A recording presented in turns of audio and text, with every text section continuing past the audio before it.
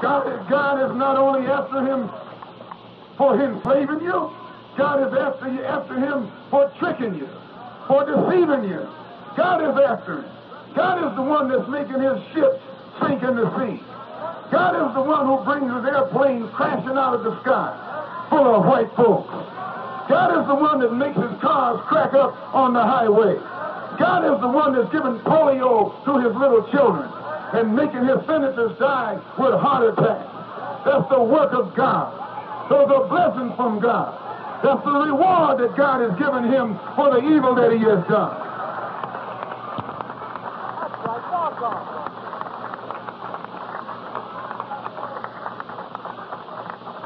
That's a wicked race. And God is making his children be born today, deformed, demented, or dead. That's from God. That's what God did to Pharaoh. When Pharaoh wouldn't treat those people right, and Pharaoh wasn't stopped by those other plagues, God then began to strike the firstborn. God began to knock off his children. God began to make that race of devils lose their children.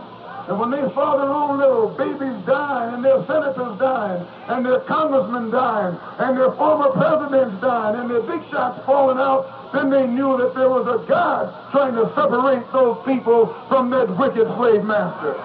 And just as it was in those days, it's the same way today. It isn't you who's after the white man. God is after the white man.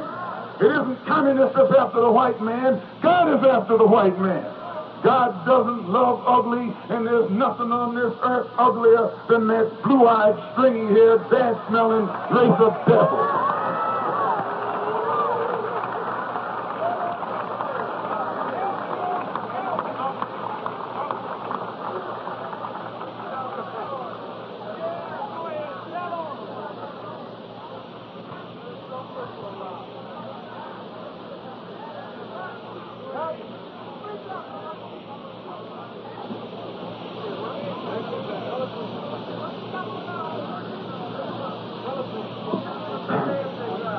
The government's efforts to bribe you with token integration made your plight better or worse?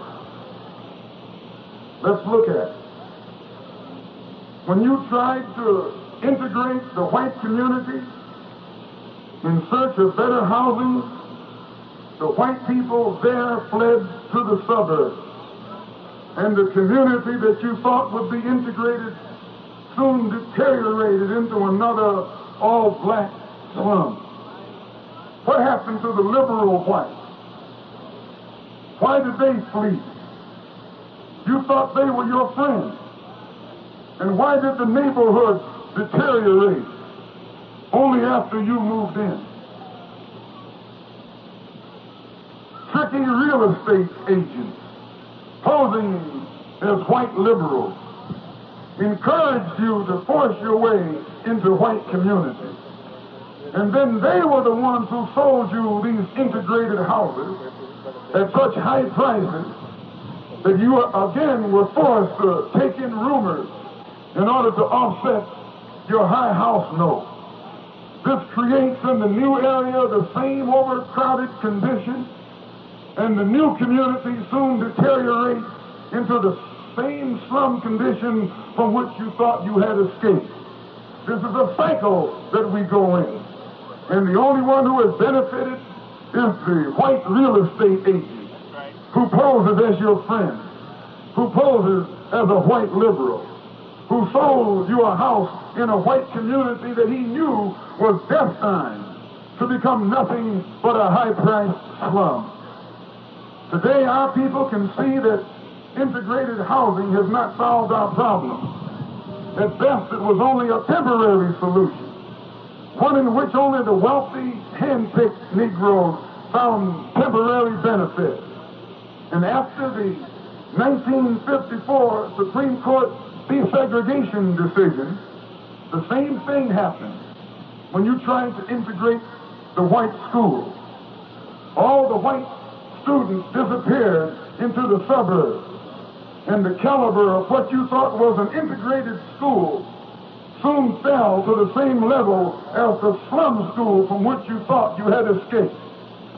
Just as efforts to integrate housing failed miserably, efforts to integrate schools have been an even more miserable failure.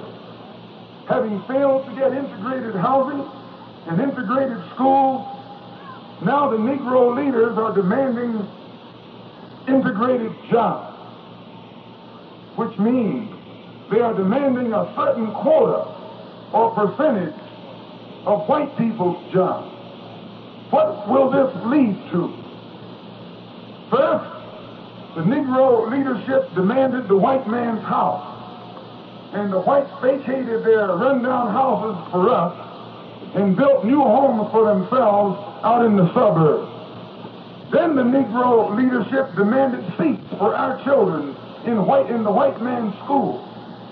The whites evacuated the schools as our children moved in, and they built modern schools for themselves out in the suburbs. But now the Negro leadership is demanding the white man's job. Can the whites vacate their jobs like they vacated their homes and their schools? Not without violence and bloodshed.